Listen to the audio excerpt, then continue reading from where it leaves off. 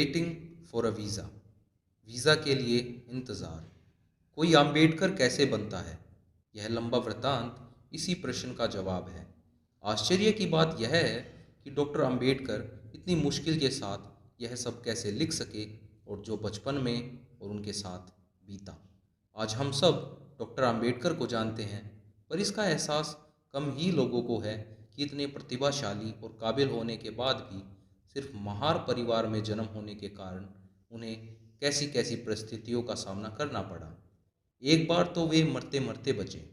भारतीय संविधान ने अछूतपन को खत्म कर दिया है, पर देश के बहुत से हिस्सों में आज भी वही कानून चल रहा है जो दलित को सार्वजनिक कुएं या तालाब से पानी पीने को रोकता है। भारत के विश्वविद्यालयों में डॉक्टर अंबेडकर की ऐसी कोई किताब शायद नहीं पढ़ाई जाती, पर उनकी पुस्तिका वेटिंग फॉर वीज़ा संयुक्त राज्य अमेरिका के कोलंबिया विश्वविद्यालय के पाठ्यक्रम में शामिल है। पुस्तिका के संपादक प्रोफेसर डब्ल्यू फ्रांसिस ने आंतरिक साक्ष्यों के आधार पर अनुमान लगाया है कि यह 1935 या 1936 की रचना है। वेटिंग फॉर वीज़ा का प्रकाशन पहले पीपल्स एजुकेशन सोसाइटी द्वारा 1990 में हुआ। डॉक्टर अंबेडकर की पांडुलिपि भी वहीं उपलब्ध है। इस पुस्तिका को नए शीर्षक के साथ हिंदी में पहली बार प्रकाशित करते हुए हमें बेहद खुशी हो रही है। विदेशों में लोगों को छुआछूत के बारे में पता तो है, लेकिन इससे वास्तविक सामना नहीं पड़ने के कारण वे यह नहीं जान सकते कि दरअसल यह प्रथा कितनी दमनकारी है।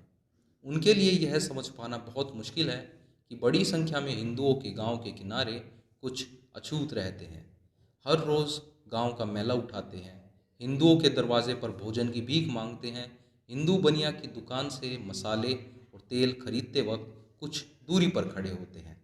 गांव को हर मायने में अपना मानते हुए फिर भी गांव में किसी सामान को कभी नहीं छूते और उसे अपनी परछाई से भी दूर रखते हैं। छूतों के प्रति ऊंची जाति के हिंदुओं के व्यवहार को बताने का बेहतर तरीका क्या हो सकता है?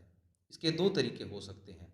पहला, सामान्य जानकारी दी जाए, या फिर दूसरा, अछूतों के साथ व्यवहार के कुछ मामलों का वर्णन किया जाए। मुझे लगा कि दूसरा तरीका ही ज़्यादा कारगर होगा। इन उदाहरण में कुछ मेरे अपने अनुभव हैं, तो कुछ दूसरों के अनुभव। मैं अपने साथ हुई घटनाओं के जिक्र से शुरुआत करता हूँ।